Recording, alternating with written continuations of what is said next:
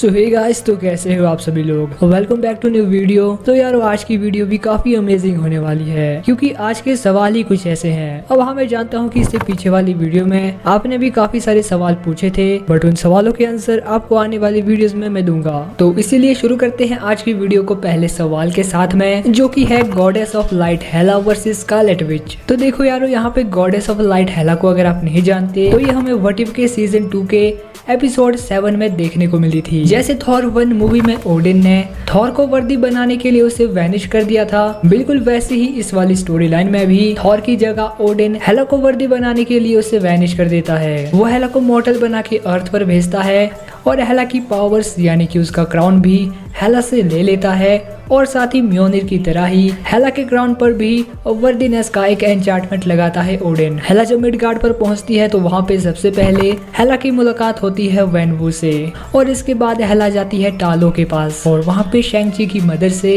हेला काफी सारी नई चीजों को सीखती है, जैसे कि एयर मैनिपुलेशन। और टालो में ही हेला अपनी सारी गलतियों को रियलाइज करती है। बट जब ओडिन के साथ में हेला का सामना होता है तो हेला और मैंडरिन मिलके भी ओडिन को हरा नहीं पाते और जब हेला हारने ही वाली होती है तभी हेला का क्राउन उड़ के खुद हेला के पास आ जाता है और फिर वहाँ पे हमें हेला का एक नया ही अवतार देखने को मिलता है, जहाँ पे हेला व्हाइट कलर के साथ ग्लो करने लगती है और साथ ही हेला इतनी ज्यादा पावरफुल बन गई थी कि वो ओडिन की अटैक्स को अपने एक ही हाथ से रोक पाई थी। अब हाँ, यहाँ पे ओडिन ने ज्यादा एफर्ट्स नहीं लगाए, उसने खुद ही हार मान ली क्योंकि अब ओडिन भी समझ गया था कि अब उसका राज करने का टाइम खत्म हो गया है और हेला भी अच्छी बन गई है। बट वहीं पे अगर हम बात करते हैं स्कारलेट विच की, तो अपनी वांडा एमसीयू में पहले से ही बहुत ज्यादा पावरफुल है।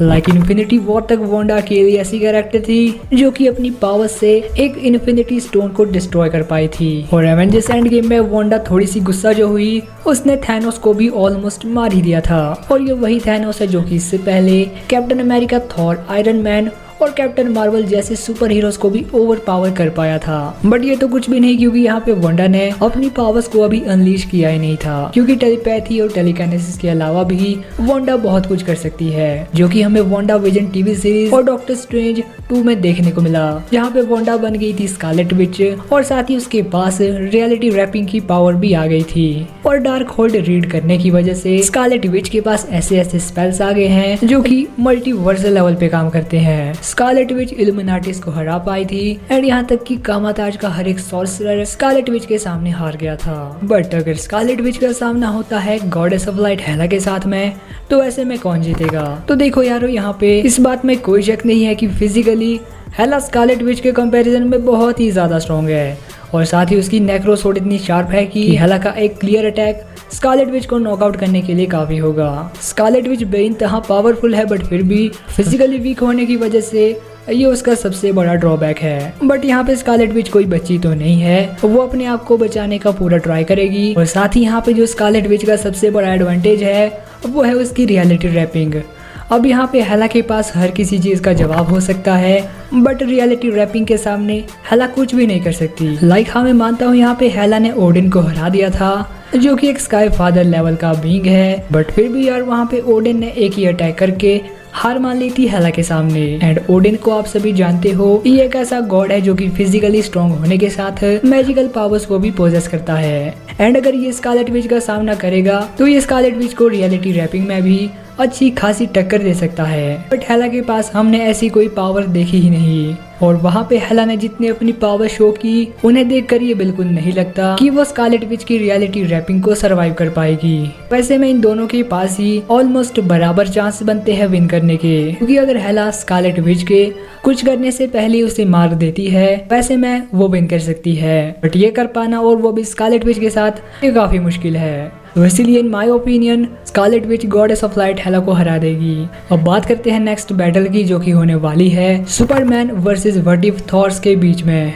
अब देखो यारो, यहाँ पे हमें व्हाट इफ में थॉर के बहुत सारे वर्जन्स देखने को मिले हैं, बट यहाँ पे हम सिर्फ 3 ही थॉर के वर्जन्स को लेंगे। लाइक पहले अगर हम बात करते हैं 1602 वाले थॉर की, तो इस वाले यूनिवर्स में थॉर एक ट्रूली एसगार्डियन नहीं होता और इसलिए उसकी स्ट्रेंथ, स्पीड और ड्यूरेबिलिटी भी एक एसगार्डियन के कंपैरिजन में बहुत ही ज्यादा कम है। बट हाँ, इस वाले थॉर के पास भी वेदर मैनिपुलेशन वाली पावर्स है, बट म्योनिर ना होने की वजह से इस वाले थॉर के पास एक वाइब्रेनियम की स्वॉर्ड है। अब इसकी स्ट्रेंथ का आइडिया आप यहीं से लगा सकते हो कि ये कैप्टन कार्टर के साथ में फाइट करने में स्ट्रगल कर रहा था, जो कि एक सुपर ह्यूमन है। बट हाँ, इसकी लाइटनिंग काफी पावरफुल है क्योंकि अपनी लाइटनिंग से स्कारलेट विच को नॉकआउट कर पाया था। बट अगर ये वाला थॉर DCEU के सुपरमैन का सामना करेगा तो मुझे लगता नहीं कि ये सुपरमैन को हरा पाएगा, क्योंकि थंडर पावर्स का तो सुपरमैन पर कोई असर नहीं होगा और ना ही उस वाइब्रेनियम की स्वॉर्ड का, और ऊपर से इस वाले थॉर की स्ट्रेंथ भी इतनी नहीं है ये सुपरमैन का सामना कर पाए। लाइक ये कैप्टन कार्टर से फाइट करने में स्ट्रगल कर रहा था, तो सुपरमैन की स्ट्रेंथ तो इसके लेवल की बाहर की है। और इसीलिए अगर हम बात करते हैं पार्टी थॉर की, और व्हाट इफ के सीजन 1 और सीजन 2 दोनों में देखने को मिला है। Party Thor guardian of the multiverse team का मेंबर भी रह चुका है। ये थॉर का यंगर वर्जन है और इसके पास म्योनिर भी है। फर्क बस इतना है कि ये वाला थॉर थोड़ा हंसी मजाक करने वाला है। लाइक जब कैप्टन मार्वल के साथ पार्टी थॉर लड़ रहा था तो वहाँ पे वो बिल्कुल भी सीरियस नहीं था, बट फिर भी ये इतना पावरफुल था कि हंसी मजाक में ही इसने कैप्टन मार्वल को हरा दिया। और अगर ये सुपरमैन का सामना करेगा तो यहाँ पे पार्टी थॉर अच्छी खासी टक्कर दे सकता है सुपरमैन को। बट जैसा हम जानते हैं कि पार्टी थॉर बड़ा ही हंसी मजाक वाला है, तो शुरुआत में ये सुपरमैन को बिल्कुल भी सीरियस नहीं लेगा और इसी वजह से शुरुआत में पार्टी थॉर बुरी तरह से सुपरमैन के हाथों से मार खाएगा। बट जब ये सीरियस होगा तभी सुपरमैन को अच्छी खासी टक्कर दे सकता है एक लिमिट तक। बट फिर भी ये वाला थॉर का वर्जन सुपरमैन को हरा नहीं पाएगा, क्योंकि ये थॉर का यंगर वर्जन है जिसने अपनी पावर्स को अभी नहीं जाना है और ज्यादातर ये अपने म्योनिर पर ही रिलाई करता है। एंड अगर हम बात करते हैं क्लासिक थॉर की, तो ये वाला थॉर भी ऑलमोस्ट अपने पार्टी थॉर से ही सिमिलर है, क्योंकि ये भी थॉर का यंगर वर्जन है जिसने अभी तक अपनी पावर्स को अवेकन नहीं किया है और ये म्योनिर को पोजेस करता है। फर्क बस इतना है कि जहाँ पार्टी थॉर थोड़ा हंसी मजाक वाला था, वहीं पे क्लासिक थॉर थोड़ा सीरियस मिजाज का है। इस वाले थॉर ने बस अपनी एंट्री से ही सेलेस्टियल स्टार लॉर्ड को नॉकआउट कर दिया था और साथ ही ईगो की आर्मी के साथ भी लड़ाई की थी। बट ईगो के आते ही ये वाला थॉर भी नॉकआउट हो गया। ये सुपरमैन को अच्छी खासी टक्कर दे सकता है, पर at the end of the day इसका भी वही हाल होगा जो कि पार्टी थॉर का हुआ था, क्योंकि यार ये थॉर भी काफी पावरफुल है। बट इसका सामना यहाँ पे सुपरमैन के साथ में हो रहा है, जो कि ऑलरेडी जनरल ज़ोर्ड, डूम्सडे और स्टेफन वुल्फ जैसे पावरफुल सुपर विलन्स को हरा चुका है। तो यस, सुपरमैन क्लासिक थॉर को भी हरा देगा। सो अब बात करते हैं आज की फाइनल बैटल की, जो कि होने वाली है strange supreme versus dark side from DCEU।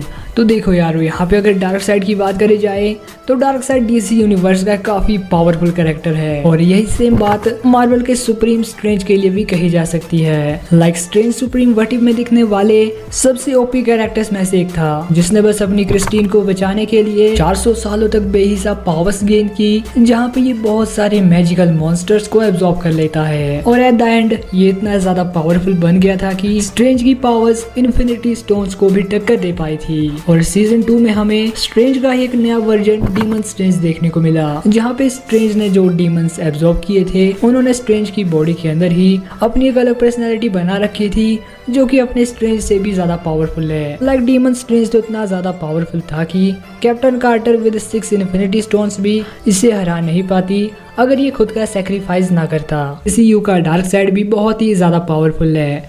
Like जब डार्कसाइड ने पहली बार अर्थ पर इन्वेजन किया था, तो यहाँ पे डार्कसाइड का सामना ज़्यूस, ओलंपियन, अमेजोनियंस, एटलांटियंस, ग्रीन लैंटर्न से हुआ था, जहाँ पे ज़्यूस और एरीज मिलके डार्कसाइड को हरा पाए थे। बट उस टाइम पे डार्कसाइड, जिसका रियल नेम की यूक्सिस है, वो भी उतना पावरफुल नहीं था, क्योंकि उसे ओमेगा सेक्शन से अपनी पावर्स नहीं मिली थी। यहाँ पे डार्कसाइड आया था एंटी लाइफ इक्वेशन को खोजने, और उसे वो मिल भी गई थी, बट वो उसे ले नहीं पाया। बट सेकेंड टाइम जब डार्कसाइड अर्थ पर इन्वेजन करता है, तो यहाँ पे उसका सामना गॉड से नहीं सुपर हीरो से होता है, जहाँ पे स्टेफन वुल्फ के हार जाने के बाद डार्कसाइड खुद आता है और बहुत सारे सुपर हीरोज को मार देता है, और एंटी लाइफ इक्वेशन से सुपरमैन को काबू में करके डार्कसाइड पूरी अर्थ को ही कॉन्कर कर लेता है। हालांकि ये था तो एक नाइटमेयर ही, बट फिर भी हमें इसमें डार्कसाइड की पावर्स देखने को मिली। तो देखो यारो, यहाँ पे फिजिकली नो डाउट डार्कसाइड बहुत ही ज्यादा स्ट्रॉन्ग है, और उसकी ओमेगा बीम्स उसे बहुत ज्यादा एडवांटेज देने वाली है। बट यहाँ पे भी स्ट्रेंज के मैजिकल आर्मर्स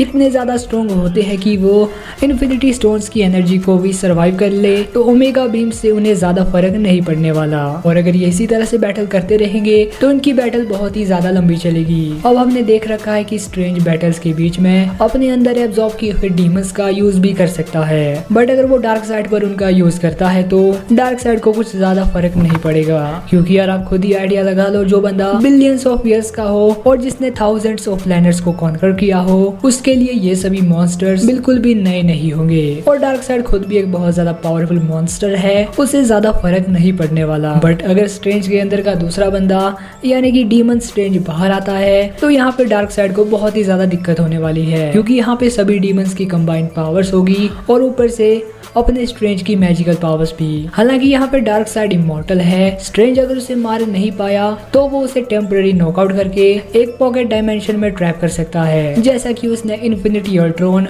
और बाकी सभी यूनिवर्स किलर्स को हराया था और उन्हें कैद कर दिया था। तो यहाँ पे स्ट्रेंज के लिए डार्क साइड के साथ में ऐसा करना बिल्कुल भी बड़ी बात नहीं होगी। बट अगर हम बात करते हैं डार्क साइड की, तो यहाँ पे डार्क साइड के पास भी एक बहुत ही बड़ा एडवांटेज है और वो है उसकी एंटी लाइफ इक्वेशन का। क्योंकि अपनी एंटी लाइफ इक्वेशन की वजह से डार्क साइड स्ट्रेंज को अपने काबू में भी कर सकता है। अब हाँ, ये करना काफी ज्यादा मुश्किल होगा क्योंकि स्ट्रेंज के अंदर एक नहीं बहुत सारे डीमंस है, बट फिर भी यार एंटी लाइफ इक्वेशन का तो काम ही है फ्री विल को खत्म करके सामने वाले को अपने यूजर के वश में करना। बट अगर स्ट्रेंज उसे पहले ही हरा देता है तो फिर डार्क साइड कुछ भी नहीं कर सकता। और इसीलिए एक एडवांटेज तो यहाँ पे डार्क साइड के पास रहेगा एंटी लाइफ इक्वेशन का, बट ऑल ओवर फाइट में अपना स्ट्रेंज सुप्रीम डार्क साइड को हरा देता है। एंड बाकी बस यार, मैं मिलता हूँ आपसे किसी और दिन किसी और वीडियो के साथ, तब तक के लिए बाय बाय।